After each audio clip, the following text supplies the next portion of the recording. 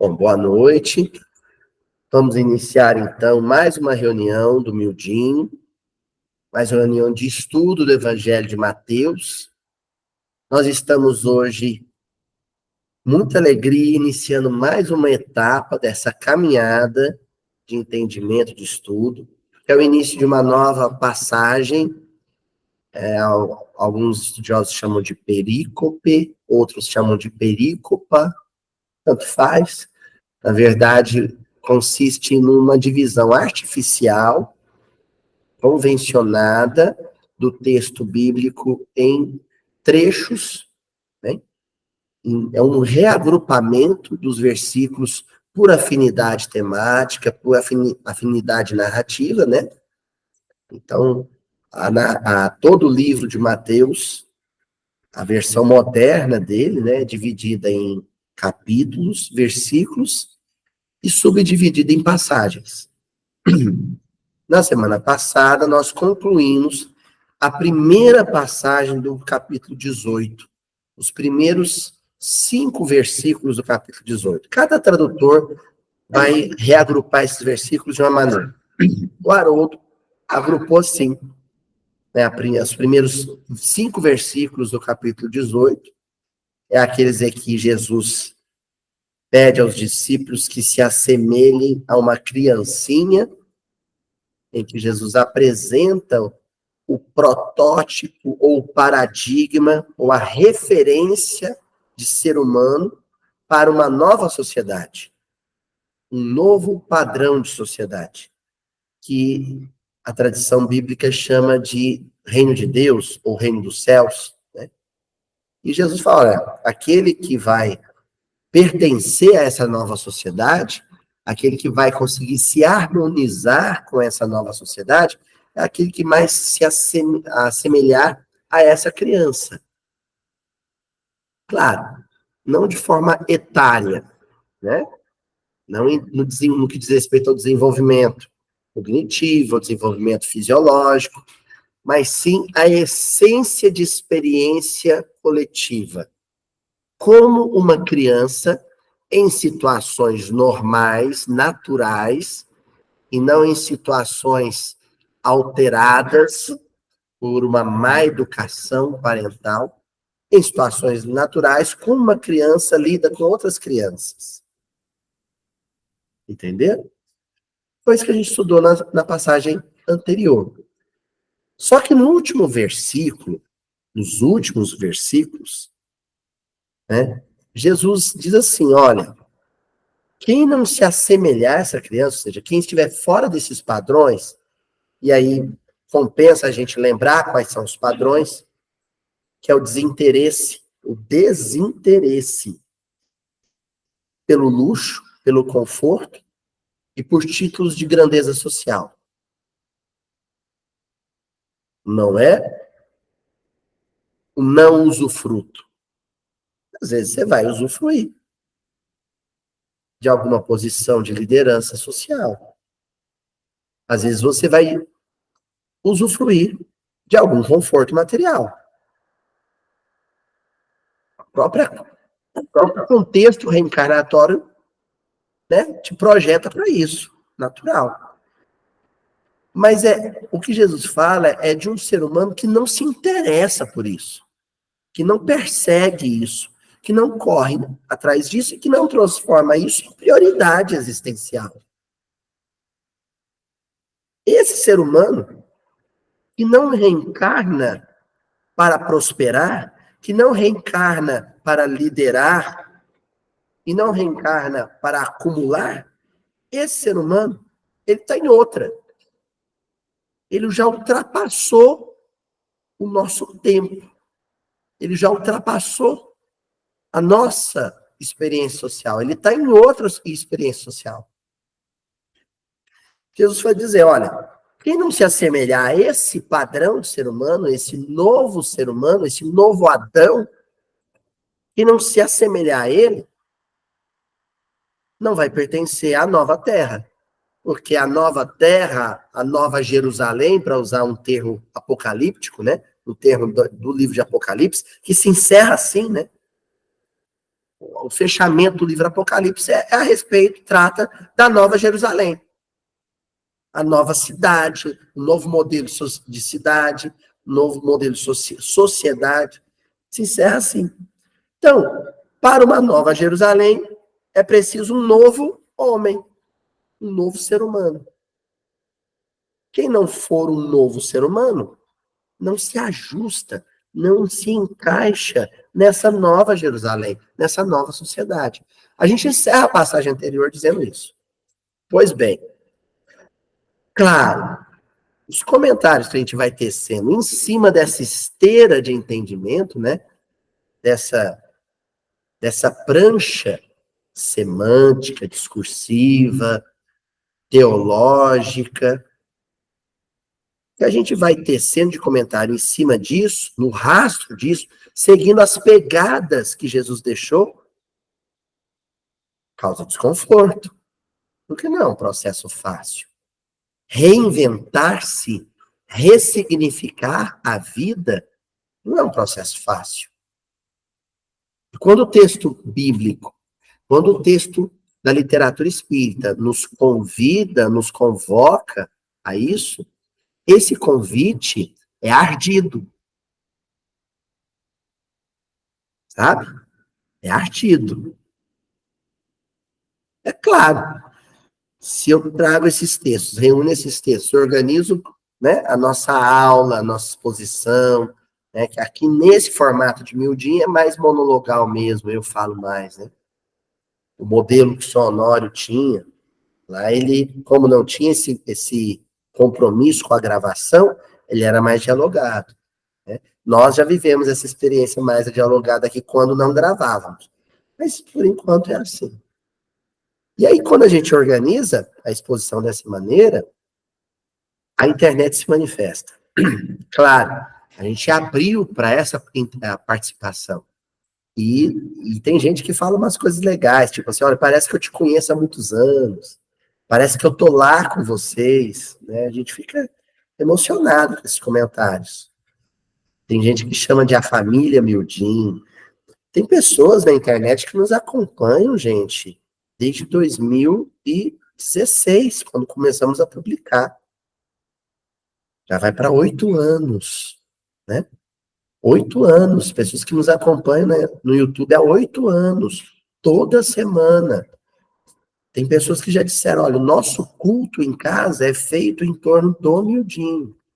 Tem um grupo lá em Brasília que estuda o miudinho, olha o que eles fazem. Eles combinam de assistir um episódio, cada um assiste na sua casa, depois eles se reúnem no Meet, pelo Google Meet, para discutir o episódio que assistiram. Tem um grupo em Dubai que se reúne na casa de uma companheira para assistir o miudinho. Então já é uma família. Agora, em almoço de família, de vez em quando, né? Tem um que sai meio empurrado do almoço, né? Ah, pensei que ia ter frango assado e tinha feijoada, ficou chateado, né? Às vezes a expectativa que a pessoa vai para assistir um versículo, um episódio, é uma. E o prato que é servido é outro. E aí vem os comentários. Olha, incomodou, doeu, machucou. Mas foi importante, foi necessário. Por que eu estou dizendo isso? Porque se os comentários dos versículos anteriores foram apimentados, o versículo que abre essa passagem, ele quase não, ele se encaixa perfeitamente dentro daquilo que Kardec chamou no Evangelho segundo o Espiritismo de moral estranha, ou estranha moral. Lembra desse capítulo do Evangelho segundo o Espiritismo? São coisas que Jesus diz que custa acreditar. Então, assim, como assim? Uai, ele está falando isso mesmo? E a semelhança do que Kardec comenta no Evangelho segundo o Espiritismo, nesse capítulo, agora de cabeça eu não me lembro o número dele. Quem lembrar, por favor, me ajuda aí. A estranha moral, a moral estranha. Tá aqui, ó. Vamos lembrar que é 20 até 11. Oi? 20 alguma coisa, um dos É, né? Vamos olhar aqui no dicionário, aí já fica de indicação de leitura aqui, né? A nossa casa não só tem um evangelho na mesa, como ele está surrado. Isso é um bom sinal, tá?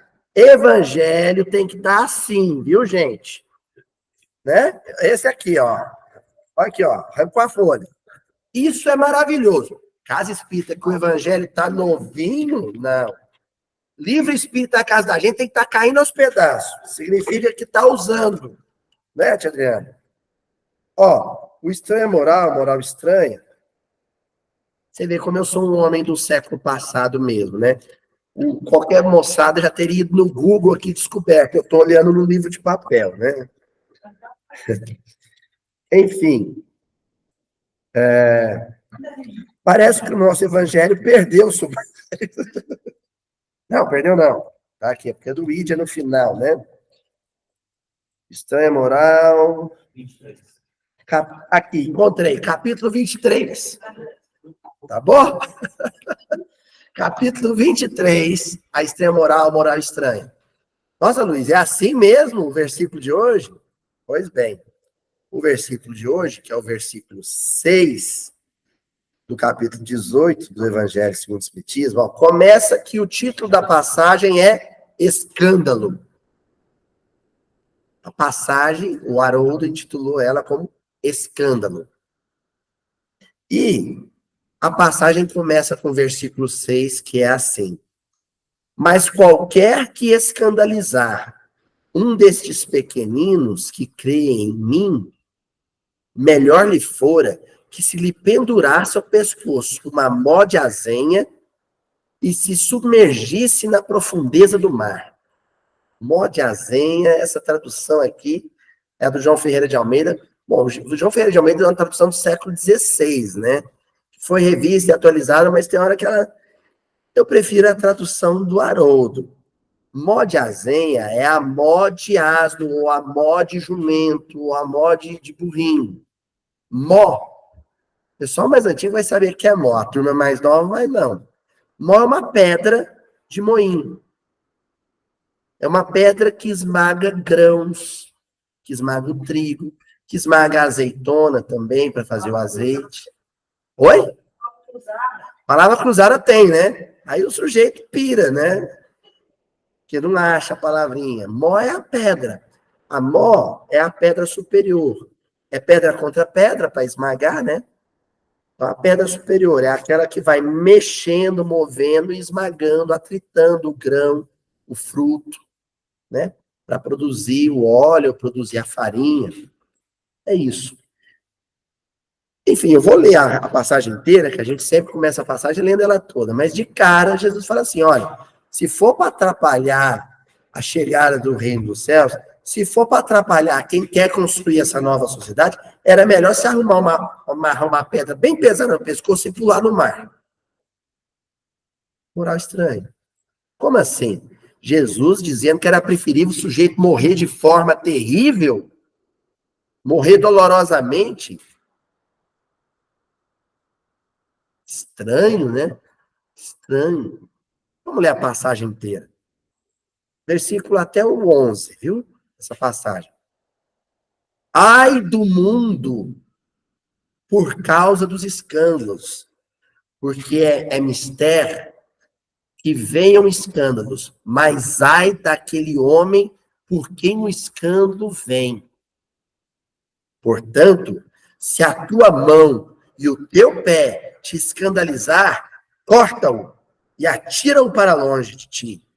Melhor te é entrar na vida coxo ou aleijado do que tendo duas mãos ou dois pés, seres lançado no fogo eterno. E se o teu olho te escandalizar, arranca-o e atira-o para longe de ti.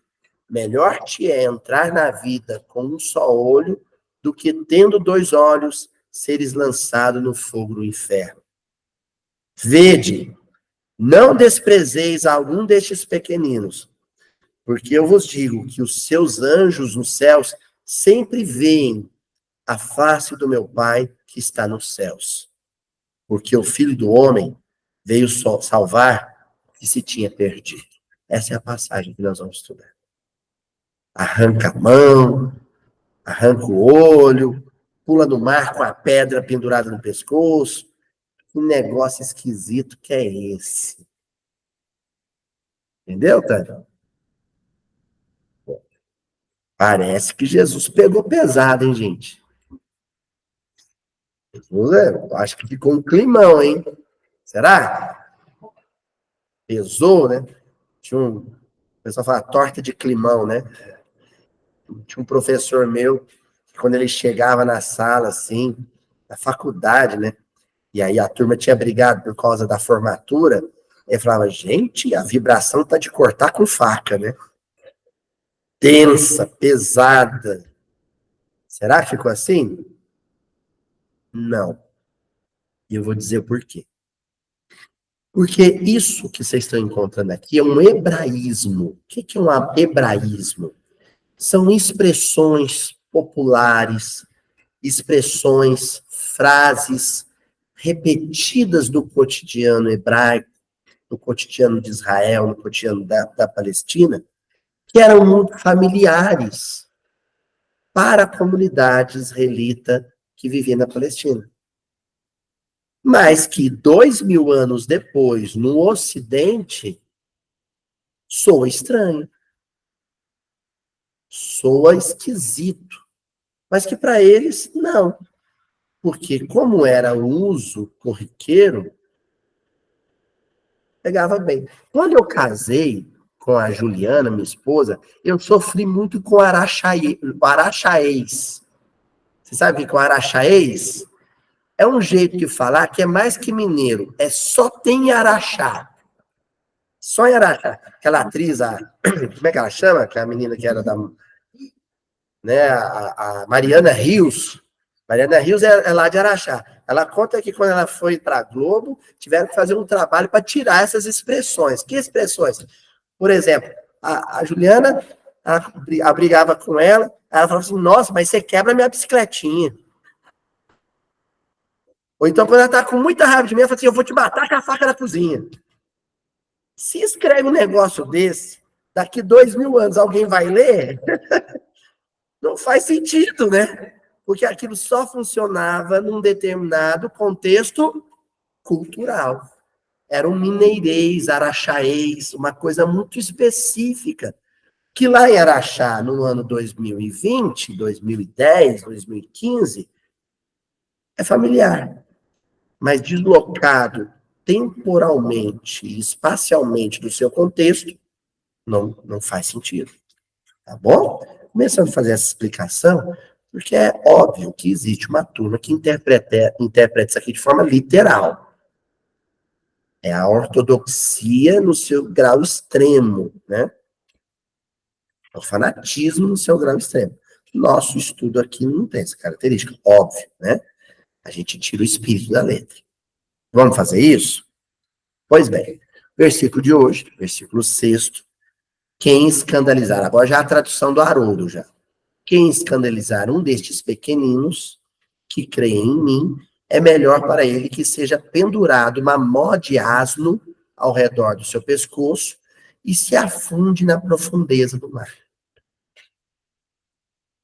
Mó de asno é essa pedra que era ajustada, é um mecanismo, né, um moinho, uma pedra que é ajustado de forma vertical, ajustado numa pedra ou numa outra pedra que está assentada de forma horizontal, e uma pedra, elas são arredondadas, né? Uma pedra rola sobre a outra. Quem faz rolar essa pedra? Um jumentinho, um asno, algum quadrúpede lá da época, né? Às vezes um boi mais raro, porque o boi era caro, né? Cavalo nem pensar, nem existia cavalo naquela região. Só os romanos tinham cavalo, né? Mas um asnozinho ia girando em círculo, fazendo uma pedra rolar sobre a outra. E naquele vão, né? Naquela fendazinha esculpida na rocha, ali era colocado o grão de trigo, o grão de cevada, o grão de aveia, para ele virar farinha. Tá bom? Explicamos isso? O que eu destaquei nesse versículo? Justamente mó de asno. Bom, se você pega uma pedra pesadíssima dessa, amarra no pescoço e joga a pedra no mar, você está no barco, joga ela no mar, quem que vai junto com a pedra? Você, certo? Vai até meia profundidade? Vai direto para o fundo do lago. E se você está amarrado a ela, você consegue submergir? O que acontece com você? Morre afogado. E de forma desesperadora, uma morte terrível. Que você tenta se salvar e não consegue. Então, a mó de ácido representa um aniquilamento brusco da vida, de uma vida. A morte de algo. Tá certo? A mó de ácido representa isso. Ela representa aqui isso. A morte de algo. O aniquilamento de algo. Certo? Quando você tem um versículo marcado pelo hebraísmo e muito estranho ao seu entendimento, você tem que averiguar duas coisas. Se aquela não é uma expressão figurada de Jesus, que talvez fosse familiar à comunidade da época, ou se Jesus não está fazendo referência a algum texto que aquela comunidade já previamente conhecia. É aquela máxima que eu já repeti aqui 1000 vezes. Quando você tem um versículo difícil, para e pensa, Reinaldo, se aquele versículo não é uma referência cruzada a versículos anteriores de outros livros da Bíblia. Uma máxima rabínica. Os rabinos todos sabiam disso. A Bíblia interpreta a própria Bíblia. Um versículo é interpretado por outro versículo. Como eu sigo essa diretriz para fazer a exegese que a gente faz aqui, eu fui averiguar, Sebastião, quais outros versículos, portanto, do Velho Testamento, porque quando Jesus disse isso, o Novo Testamento não existia. Então, se Jesus fez alguma referência a algum versículo, é do Velho Testamento, que é o único livro que aquela comunidade, que os discípulos dele conheciam. Então, eu fui procurar no Velho Testamento se existia algum versículo que fazia referência a mó de pedra, a mó de asno. E tem. Uma referência antiga que está em Juízes. E nós vamos utilizar ela como referência cruzada. Antes disso, eu queria mostrar para o pessoal aqui da internet. Infelizmente, vocês não vão ver agora, mas depois na internet vocês vão ver. Eu achei uma ilustração legalzinha do moinho, que tem a tal da mó de asno. O pessoal da internet está vendo. É essa figura que vocês estão vendo aqui agora, né? Achei uma imagem legal. Então, mostra direitinho como é que funcionava esse mecanismo, tá? Essa pedra aí, ó, que está na vertical, o pessoal tá vendo, é essa aí pesadona que Jesus falou, ó, é preferível amarrar no pescoço e pular no mar, pular no lago, certo? Mas vamos ao versículo que eu disse, a referência cruzada. Pois bem, primeiro a gente tem que entender que o texto que a gente está estudando aparece em grego, viu, Reinaldo? E que a expressão que aqui a gente está usando como mó de asno ou mó de azenha é o milos onikos. Milos é justamente essa pedra esculpida. Não confundir com litos, que faz referência a um outro tipo de pedra. Né? Aqui o milos faz referência a essa pedra esculpida, essa pedra talhada, essa pedra arredondada. O onikos é o jumentinho, é o asno. Milos onikos é a pedra de azenha, a pedra de asno. Essa expressão aparece na Septuaginta e, consequentemente, também na Bíblia hebraica, no Velho Testamento, né? Lá em Juízes, no capítulo 9, versículo 53, não sei quantos aqui sabem, mas os juízes são aqueles líderes comunitários daquela Israel pré-davídica, aquela Israel que foi se assentando e se organizando de forma tribal na Palestina. E aí havia os líderes das tribos, né? Sansão é talvez um dos juízes o mais famoso. Um outro juiz muito famoso foi o Gideão. Quem já ouviu falar do Gideão? Gideão foi um desses líderes comunitários, um desses líderes tribais, um juiz. E o Gideão, ele teve um filho que fugia, escapava daquele padrão comunitário que a gente estudou amplamente nos versículos anteriores. Vocês se lembram que a passagem anterior a gente começou estudando justamente sobre a Israel entre 1250 e 1050. Nós estamos falando desse período. O Abimeleque, que era o filho dele, fugia desse padrão. Ele não queria aquela vida comunitária, tribal. A referência de sociedade dele era outra.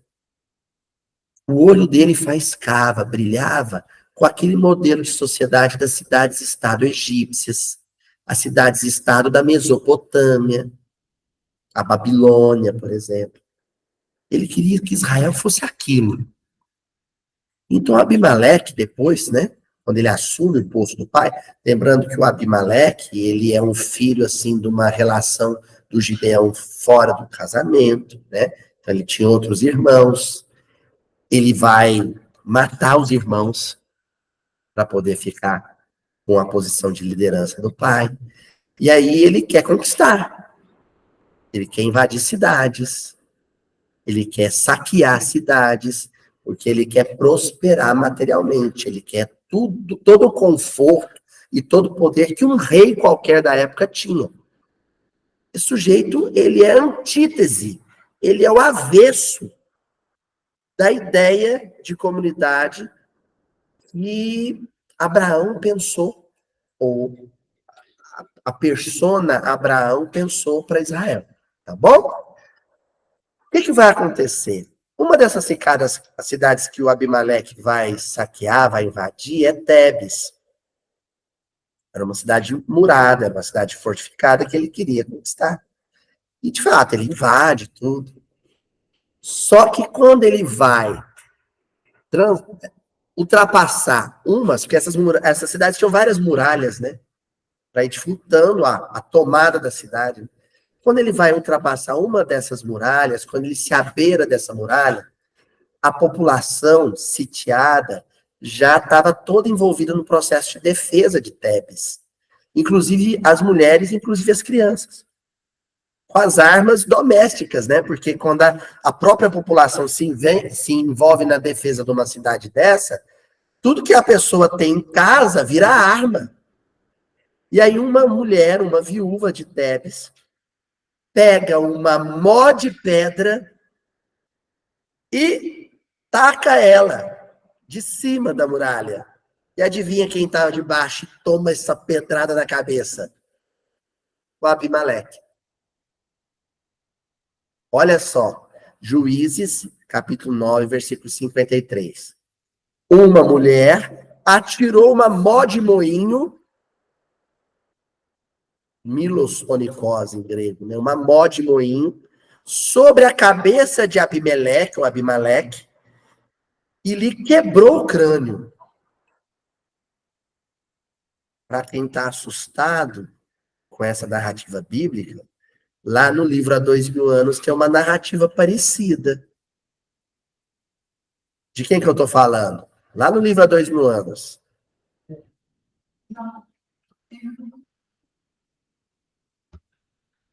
O Tarquínio, gente. Supícios, né? Ele ia executar o Simeão, e aí a madeira, a cruz, cai, e o Emmanuel fala assim, racha o crânio dele. Racha a cabeça dele. Então, aqui, o Abimeleque representa o quê? O homem da cidade-estado, o homem da prosperidade, o homem que quer poder, fama e glória, e que faz qualquer coisa para possuir isso. A cena descreve o quê? A morte desse homem. Oh, já começaram a fazer as conexões. De novo, a mó de moinho, a pedra de asno aqui, representa o quê? a morte deste homem, não do Abimeleque em si, mas aquilo que ele representava, o perfil humano, o tipo humano que ele representava. O homem fortemente entusiasmado com a posse de bens materiais e com as posições de destaque na sociedade. Ele representa isso. Pronto. Quando Jesus fez a menção à mó de moinho, o discipulado dele, que conhecia o texto, quem acompanha o The Chosen, vai lembrar que eles conheciam os textos de cor, de cabeça. Ah, mestre, eu sei do que você está falando. Aí eles faziam, juntavam 1 mais 1, virava 2, faziam as conexões. Ah, mestre, entendi. Às vezes não. Às vezes, né? Ficava lá boiando e Jesus, pessoal, mó de moinho, Abimeleque, cidade de Tebes, Abimeleque, o homem ambicioso, o homem ganancioso, o homem entusiasmado com o luxo, com o conforto, com a prosperidade.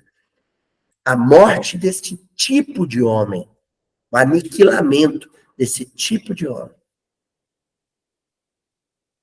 Entenderam? Pois bem, há um texto em Apocalipse, portanto, um texto que é posterior ao discurso de Jesus, um texto já tardio, com João já velhinho, João Evangelista já velhinho, muito posterior à própria crucificação de Jesus, que está em Apocalipse, capítulo 18, versículo 21.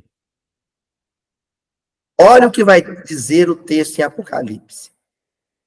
Nisto, um anjo poderoso levantou uma pedra, como essas grandes de mó, essas de moinho, levantou uma pedra como uma grande mó e atirou ao mar, dizendo, abre aspas, com tal ímpeto será lançada Babilônia, a grande cidade, e nunca mais será encontrada. Ó, o fundo do mar, do mesmo jeito que você pega a tal pedra e joga no mar, amarra a Babilônia inteira dessa pedra e vai para o fundo do mar também, porque essa cidade precisa ser aniquilada, desaparecer. Ei, Luiz, mas agora deu tilt, porque quando o Apocalipse é escrito, a Babilônia da Mesopotâmia, a Babilônia grande, né, lá da Semiramute, do Nabucodonosor, aquela Babilônia havia já desaparecido. Não é a cidade em si, gente. É o que a cidade representa. Esse modelo de cidade tem que desaparecer, sumir do mapa. Então, o versículo em Juízes diz que esse modelo de homem que o Abimeleque representa tem que desaparecer, sumir do mapa. E esse modelo de cidade, de sociedade que a Babilônia representa, tem que desaparecer, subindo o mapa. E nos 2 versículos, esse aniquilamento, esse desaparecimento desse modelo de homem, desse modelo de sociedade, está representado figurativamente pela mó de pedra, pela a pedra de moinho, pela pedra de asno, tal qual no versículo que nós estamos estudando hoje. Aí a gente volta para o versículo e tudo se encaixa. Pedro, André, João, Tomé, Natanael,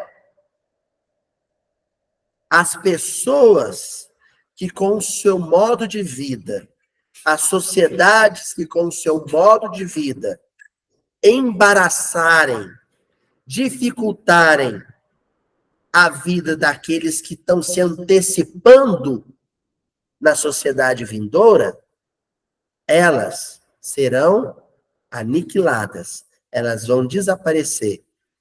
E as criancinhas, as pessoas que vivem tal qual as criancinhas, vão prevalecer. Aloísio, então é isso que vai acontecer no futuro com esse modelo de sociedade, com esse modelo de humanidade que a gente tem hoje? Não. É isso que já está acontecendo. Colapsou. Faliu. Fracassou. Game over. O nosso modo de vida está agonizando. No meio de fogo e fumaça. No meio de enchente. Não funciona mais. Exauriu, se esgotou.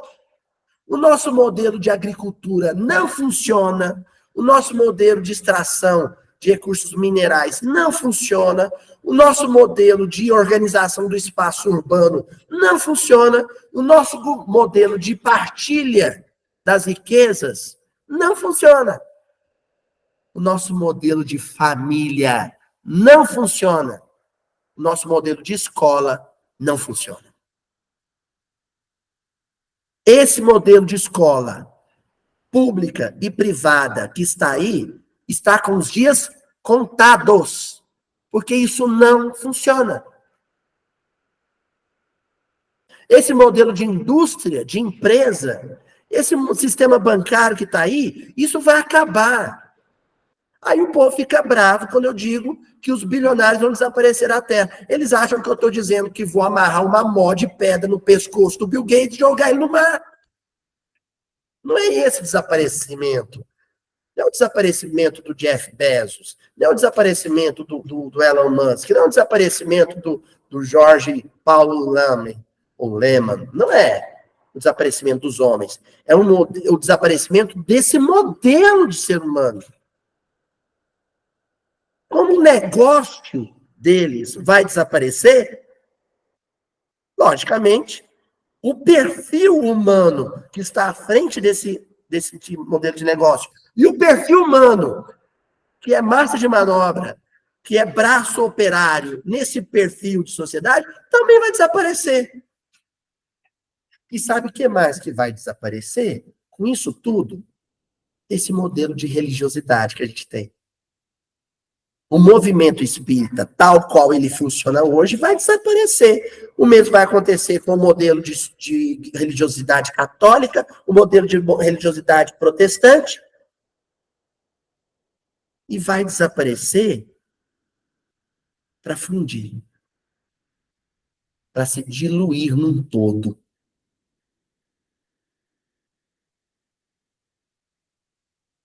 Jesus, no versículo 6º do capítulo 18 do Evangelho de Mateus, ele está profetizando a falência, o fracasso, o esgotamento de um modelo de sociedade que tem vigorado até o ano de 2024, mas que está fenecendo. Um modelo de sociedade que vai desaparecer no ar, igualzinho a fumaça que agora nos sufoca. Uma hora, os ventos de uma nova era vão soprar essa cinza para longe. E uma nova sociedade vai nascer como a aurora, como o alvorecer. Certo? Hoje eu não trouxe Emmanuel para falar com a gente, não. Deixei o Emmanuel descansar um pouquinho, tadinho. Eu fico obsidiando ele toda quarta-feira. Hoje nós vamos conversar, ter um papo direto com o codificador Allan Kardec e com os autores que responderam às suas brilhantes indagações. Hoje nós vamos falar da lei de progresso. Porque se Jesus está dizendo que esse modelo de sociedade nosso vai ser atropelado,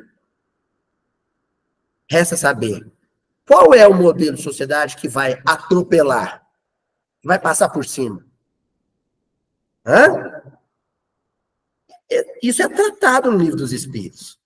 E nós vamos começar com a questão 781 do Livro dos Espíritos. Olha o que Kardec perguntou Vou abrir aspas, tá? Fazer até assim, muitas, milhões de aspas. Olha a pergunta que maldosamente Kardec fez para os bons espíritos. O maldosamente, entre aspas. Olha que pergunta mais engenhosa, capciosa, né? Que hipom. Quem sabe o que é o hipom? Né? No judô, não é assim? É aquele golpe que quando o sujeito encosta as costas todas no tatame, não é assim, tia Adriana? Game over. É uma pergunta matadora. Tá? Olha a pergunta. Tem o homem o poder de paralisar a marcha do progresso?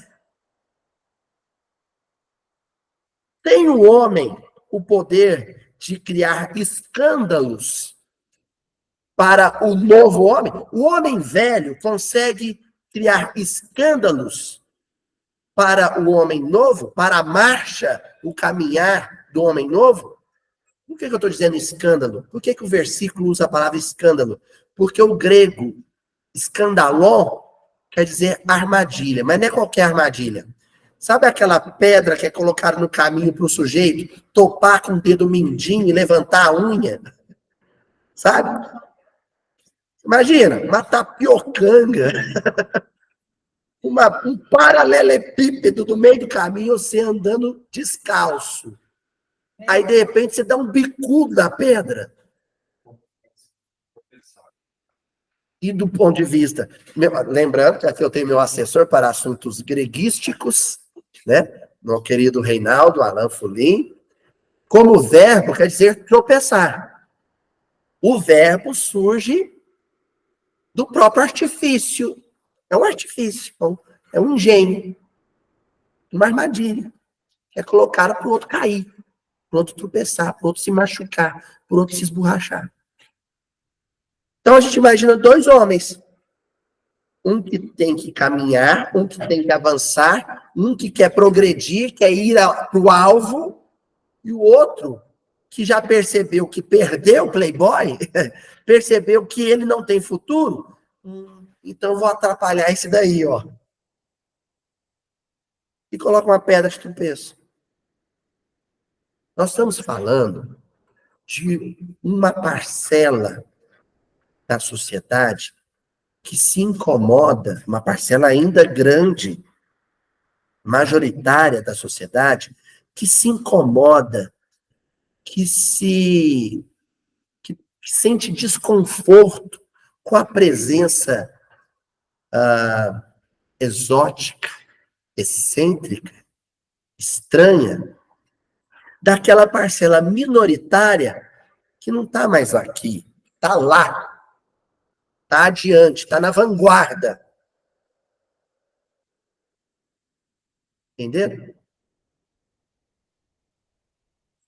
Outro dia, eu faço muitas reflexões no banheiro, né? Eu vou tomar banho, gente. Eu vou tomar, não, de vez em quando eu tô lá no vaso também, dá até cãibra na coxa, né? Que eu fico lá, tipo, o Rodin ia se inspirar em mim, né? Eu fico lá, pensador, né? Fico pensando. Eu tinha visto um documentário muito legal sobre o Sebastião Salgado, a esposa dele. Sebastião Salgado, o maior fotógrafo do mundo, que nasceu e cresceu nas margens do Rio Doce, aqui em Minas. Sabiam disso? É o maior fotógrafo do planeta. Um mineiro, Sebastião Salgado. Fez a carreira na França, aí o pai morreu. O pai tinha uma fazenda. E esgotou a fazenda com criação de gado. Nem pasto não tinha mais. Quando o Sebastião Salgado voltou da França com a esposa, e olhou, o legado do pai era uma fazenda destruída. E o Sebastião Salgado, o último trabalho que ele tinha feito, Adriana, tinha sido na África, em Ruanda. Ele cobriu a guerra civil em Ruanda. E ele voltou da África profundamente deprimido. uma depressão profunda. Você imagina o que é você ficar fotografando cadáver de criança o dia inteiro? Para denunciar a guerra, para fazer reverberar a guerra para o mundo se posicionar. Então ele volta, quando ele vem para o Brasil e herda a propriedade do pai, ele está muito deprimido. Aí a esposa,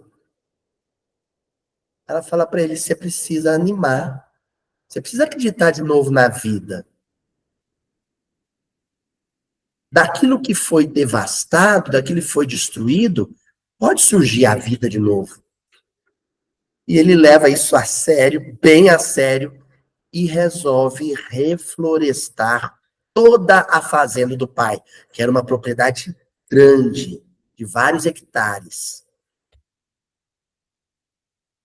E ele começa a fazer mudinhas de plantas do cerrado. O cerrado que tinha desaparecido. Diga-se de passagem, hoje, dia 11 de outubro, 11 de setembro, é dia do cerrado brasileiro. Então, Sebastião Salgado começa a fazer mudinha com a esposa e plantar, e plantar, e plantar. Aí ele cria um instituto. Ele cria um instituto e começa a empregar a comunidade sertaneja que antigamente tinha trabalhado na fazenda criando gado, derrubando árvore para fazer pasto. Essa mesma comunidade começa a plantar árvore com ele. Resultado, hoje é uma reserva florestal. É a coisa mais linda do mundo. E eles aceitam visitação. Então, você quer fazer um projeto parecido na sua cidade, dona Joana? Você vai, eles te hospedam lá, você é recebido, faz curso de reflorestamento com os técnicos do instituto, recebe umas mudinhas para você ir começar seu reflorestamento. O projeto dele é recuperar, é salvar o cerrado brasileiro. Aí eu fiquei lembrando, assim, tem a família Maggi, lá no Mato Grosso, os maiores produtores de soja do planeta, que é o inverso disso. É o avesso disso. Então, são dois modelos. O trabalho dessas duas famílias são a antítese, o avesso, o contrário uma da outra. Uma família quer expandir a fronteira agrícola para plantar soja. A outra quer salvar o cerrado. Você tem aí, no Brau, acho que é Braulio Maggi que ele chama, e no Sebastião Salgado, dois tipos humanos distintos, diferentes. Um quer enriquecer, ganhar dinheiro derrubando o cerrado. E faz isso. E é público. Não é algo escondido. Não é algo que eu preciso tomar cuidado para dizer. E ele diz isso. E o outro gastou tudo que tinha, tudo que ganhou fotografando o mundo, ele gastou para fazer o contrário. Para recuperar, transformar pasto degradado em floresta. Em cerrado. É dois tipos de ser humano. Aí Kardec faz a pergunta. Tem o homem, o ganancioso, que quer enriquecer, o poder de paralisar a marcha dos Sebastiões Salgados do mundo? A turma que quer defender a riqueza, destruindo a terra, tem o poder de parar a turma que quer reconstruir a terra? Resposta dos espíritos para Allan Kardec. Não. Mas tem, às vezes, o de embaraçá-la, de dificultar. Parar não vai parar. É impossível parar o progresso. Mas tem o poder de dificultar bastante a vida.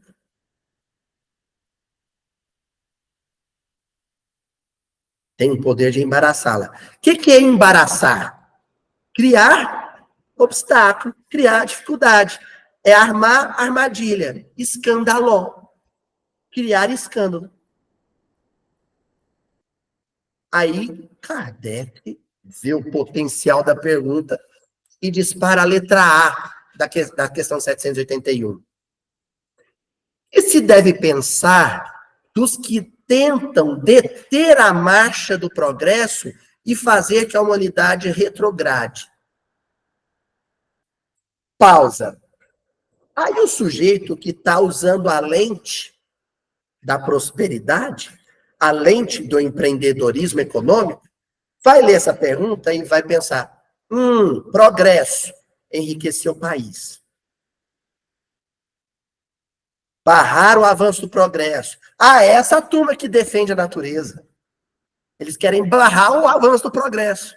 Essa turma que defende terra indígena, essa turma que defende a preservação da floresta amazônica, essa turma está barrando o progresso, não está, tia Adriana? Eu quero fazer o Brasil progredir. Ordem e progresso. Progresso, aumentar o PIB. É assim que eles leem essa pergunta. Graças a Deus que a pergunta de Kardec tem a resposta dos espíritos. E a resposta dos espíritos: pobres seres que Deus castigará serão levados de roldão pela torrente que procuram deter.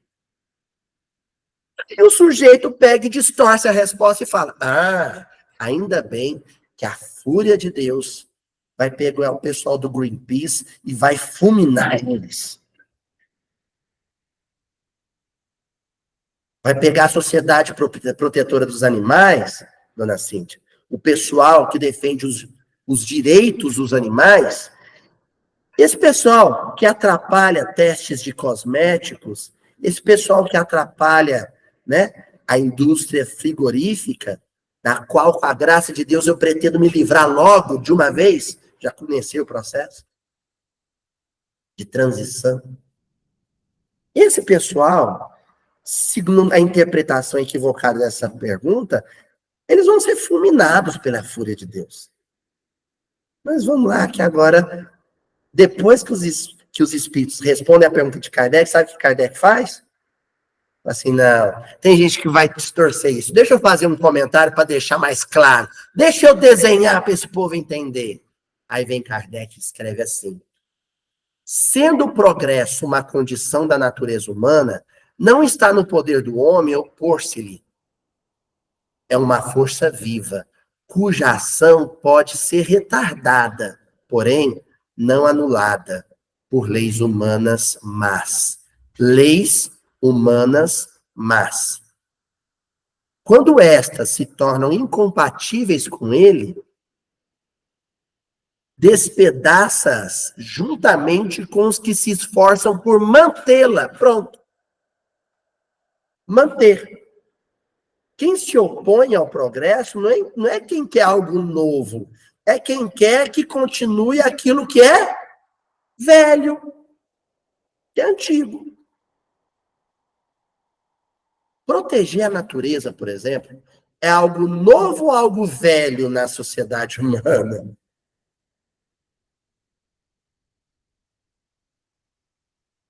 O que é envelhecido?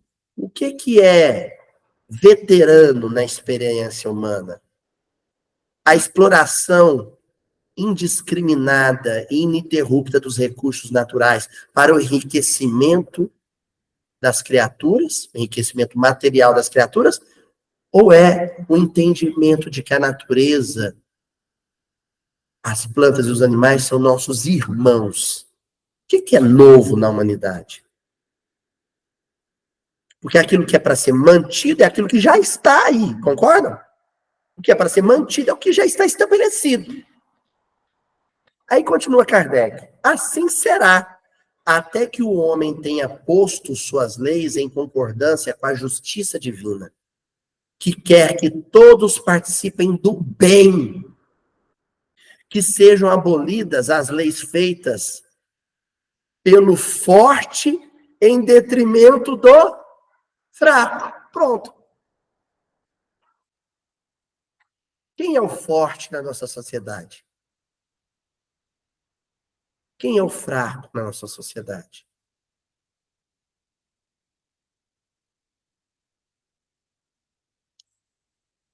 Vou ajudar. Quem é o forte na sociedade? O rico madeireiro que ganha milhões exportando madeira amazônica? Ou o seringueiro que ganha centavos extraindo o látex da seringueira, e que precisa da árvore de pé e saudável para comer arroz com feijão. Quem que é o forte e quem que é o fraco? Na nossa sociedade, o forte é o rico madeireiro. E o fraco? O seringueiro. Aí, na nossa sociedade, um criou embaraço para o outro. Como? Quando surgiu um seringueiro que falou assim, parou na frente dos trator de arrastão. Sabe o que é trator de arrastão? Sabe, não, Cristina? 2 trator, pega uma corrente, amarra nos 2 trator, aí os trator vêm derrubando árvore na marra, com corrente. Aí o Chico Mendes para na frente desses 2 trator, com os companheiros seringueiros, dá a mão um para o outro e fala assim, para arrastar a floresta vai ter que arrastar a gente também.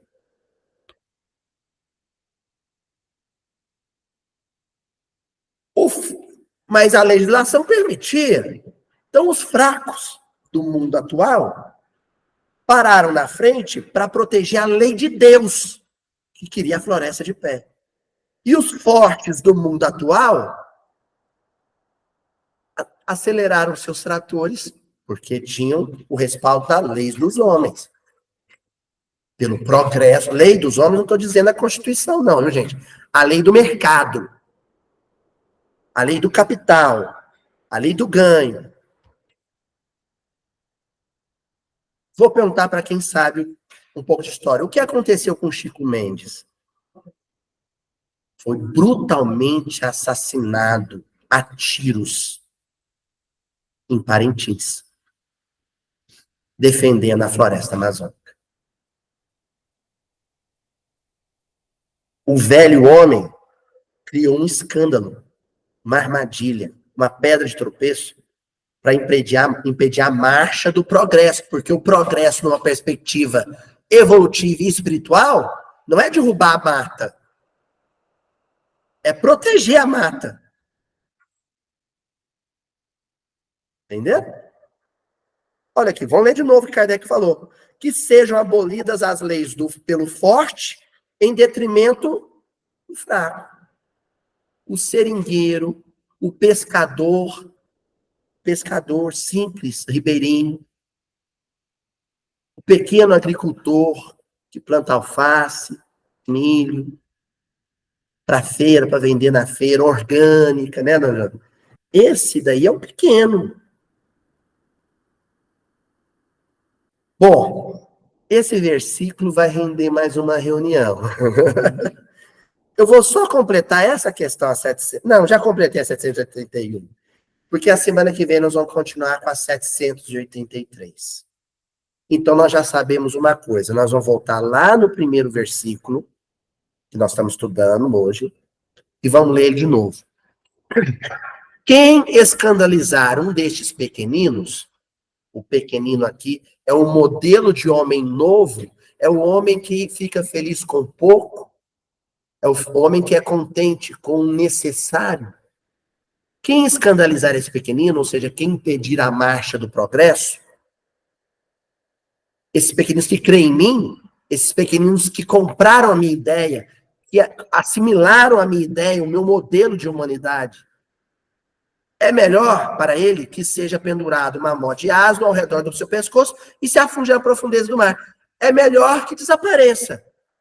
Esse modelo de homem ambicioso, ganancioso e violento, agressivo, né? Que tem um modelo de negócio agressivo, que às vezes não pega em arma para matar ninguém. Porque tem modelo de empresário, de negocista, de políticos, que eles não pegam em arma, em revólver para matar alguém. Sabe como ele mata as pessoas? Mata as criancinhas, mata os velhos? Asfixiado com fumaça. A fumaça que é resultado da seca antrópica, que por sua vez resultou da produção de combustível fóssil, petroquímico, né? Da expansão da fronteira agrícola, monocultora, das fábricas que produzem coisas que a gente consome, né? Freneticamente. Enfim, eu acho que com esse estudo de hoje, que até agora a gente viu só metade, obrigado, Cristina. Esse estudo hoje que a gente viu só a metade dele, eu consolido no movimento espírita a minha posição num grupo seleto de espíritas ecologistas que são liderados pela figura ímpar de André Trigueiro. Uma voz quase solitária que entendeu que espiritismo e ecologia é uma coisa só. Eu vou encerrar com uma pergunta para vocês. Quem foi o maior ecologista de todos os tempos?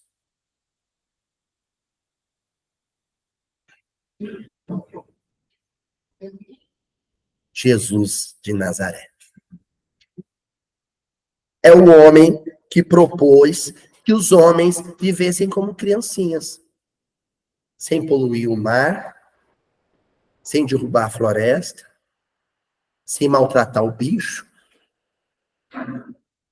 Agora, para não poluir o mar, não poluir o vento, não derrubar a floresta, não maltratar o bicho, a gente tem que ficar feliz com um par de sapatos só. A gente tem que voltar a gostar de andar a pé ou de bicicleta. A gente tem que comer menos carne e, se possível, não comer. A gente tem que se reinventar como ser humano no mundo. Bom, semana que vem a gente continua esse versículo, porque eu tenho que deixar Kardec falar mais sobre progresso com os espíritos, tá? Até semana que vem.